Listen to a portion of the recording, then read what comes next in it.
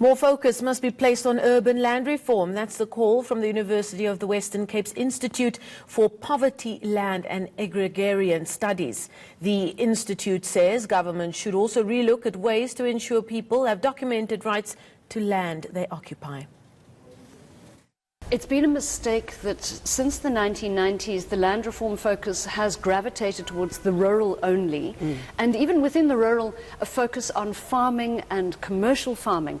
Clearly, commercial farming is an option for only a very small proportion of our population.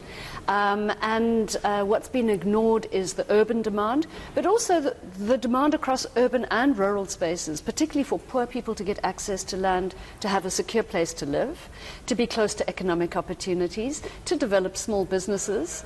And so I think that there is a diversity of land needs that have been largely ignored. The presidential panel that was appointed last year and reported just last month pointed to the need for an urban land reform policy. And another important proposal was, in fact, that 60% of our population have no documented rights to the land that they occupy. So, in fact, our system of private title only works for a minority of South Africans. It proposed that not only do we need to be redistributing urban and rural land, we need to have a way that poor people, whether they're in informal settlements, backyard shacks, on commercial farms, in communal areas, need to be able to document their rights.